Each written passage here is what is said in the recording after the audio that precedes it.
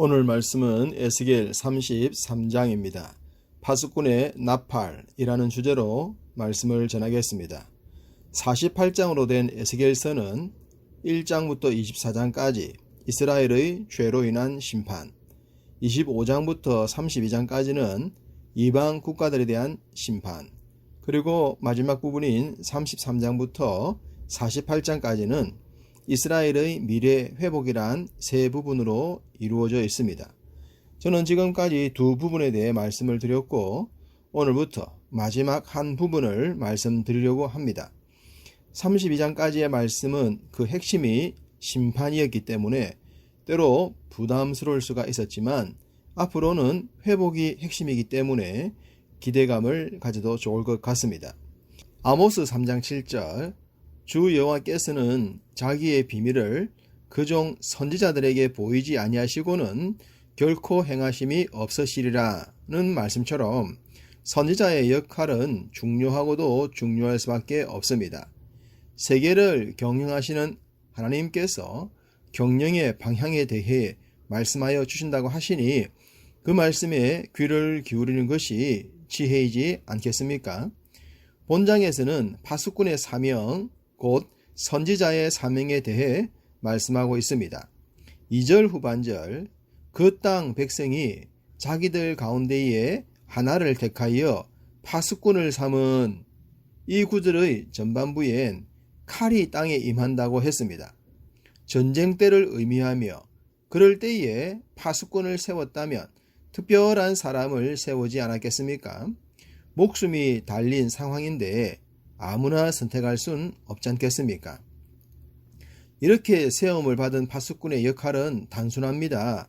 3절 그 사람이 그 땅에 칼이 임함을 보고 나팔을 불어 백성에게 경고하되 적들의 동향을 보고하는 것입니다.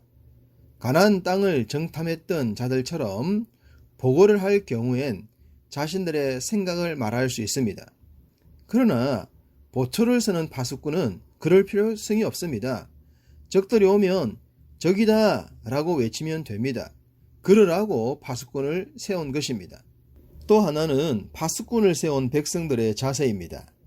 백성들이 파수꾼을 세운 것은 파수꾼의 말을 듣고 전쟁을 준비하거나 백성들을 안전하게 피하게 하거나 혹은 백성들로 하여금 전쟁에 필요한 것을 돕게 하려 함입니다. 이것이 파수꾼과 백성들의 가장 기본적인 자세입니다. 그런데 지극히 상식적인 이 행동을 하지 않음에 대해 말씀하고 있습니다. 4절 그들이 백성들을 의미합니다. 나팔 소리를 듣고도 정신 차리지 아니하므로 그 임하는 칼에 제거함을 당하며 파수꾼이 적이다 라고 외쳤는데 그 소리를 늑대 소년의 거짓말로 이긴다면 백성들은 적들의 놀이개감이 되고 말 것입니다. 반대로 파수꾼도 지극히 정상적이어야 했는데 그렇지 않다고 하십니다. 6절 칼이 임함을 파수꾼이 보고도 나팔을 불지 아니하여 백성에게 경고하지 아니하므로 이렇게 되면 어떻게 되겠습니까? 성 안의 백성들이 죽임을 당할 뿐 아니라 파수꾼 자신의 생명도 잃게 되지 않겠습니까? 너무나도 상식적이고 일반적인 상황. 그런데 당시 이스라엘이 그러하지 못했다고 지적하십니다. 이 이야기를 하시면서 하나님은 에스겔을 이스라엘의 파수꾼으로 세우셨다고 하십니다. 앞서 말씀드렸던 지극히 상식적인 일을 하도록 말입니다. 7절 인자야 내가 너를 이스라엘 족속의 파수꾼으로 삼음이 이와 같으니라. 그런즉 너는 내 입의 말을 듣고 나를 대신하여 그들에게 경고할지어다. 아수르와 바벨론 그리고 그 주변의 여러 나라들이 짝짝쿵 제국주의를 하고 있었습니다. 어느 나라가 언제 공격을 해올지 모르는 상황이 전개되고 있었던 것입니다. 그래서 선지자로 하여금 파수꾼의 역할을 하게 해서 적들로부터 놀이개감이 되지 말라고 하신 것입니다. 이 말씀을 하시면서 11절에 나는 악인이 죽는 것을 기뻐하지 아니하고 악인이 그의 길에서 돌이켜 떠나 사는 것을 기뻐하노라. 이스라엘 족속아 돌이키고 돌이키라. 너희 악한 길에서 떠나라. 어찌 죽고자 하느냐 하셨습니다. 때로 말씀을 떠나고 범죄하기도 하지만 그런 그들을 깨우쳐서 새롭게 하시겠다는 뜻입니다. 전도서 2장 4절에 하나님은 모든 사람이 구원을 받으며 진리를 아는 데 이르시기를 원하시느니라.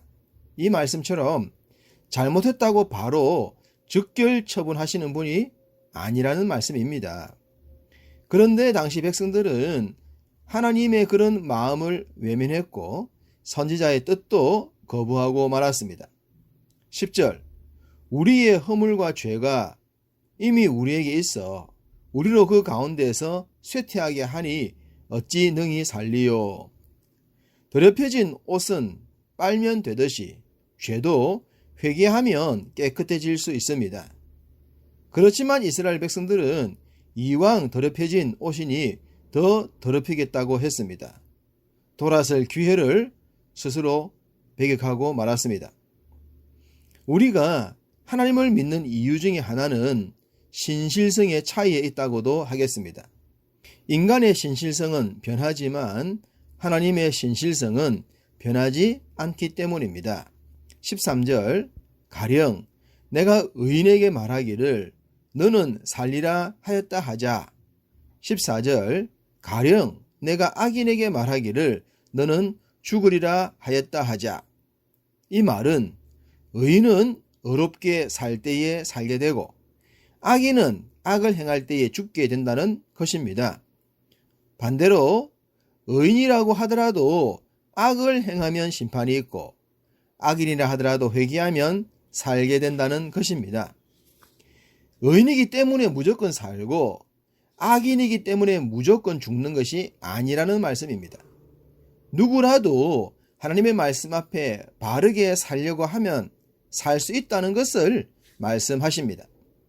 그런데 당시 이스라엘 백성들은 혈통적 우월주의에 빠져 죄악을 행했고 이왕 악을 범했으니 돌이킬 기회가 없다면서 더욱 범죄했습니다.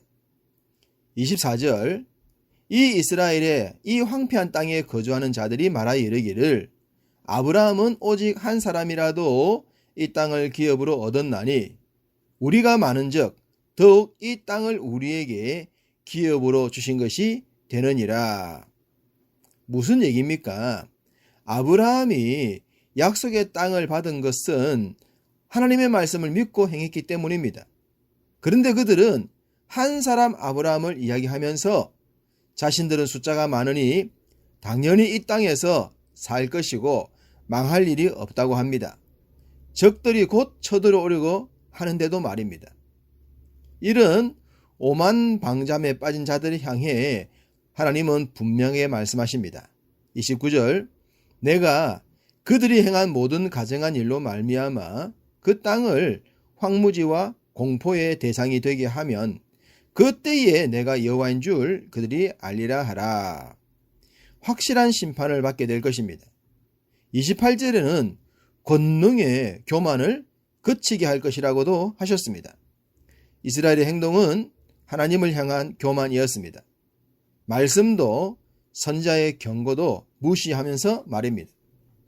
32절 그들은 내가 고운 음성으로 사랑의 노래를 하며 음악을 잘하는 자 같이 여겼나니 내 말을 듣고도 행하지 아니하거니와.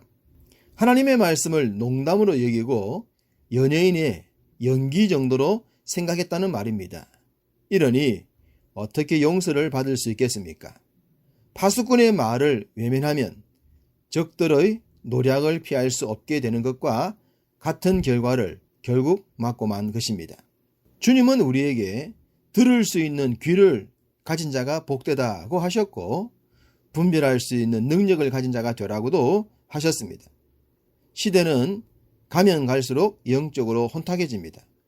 이럴 때에 더욱 지혜로운 분별자가 되셔서 어두운 세상에 주님의 빛을 환하게 비추시는 여러분 다 되시기를 주님의 이름으로 축복합니다.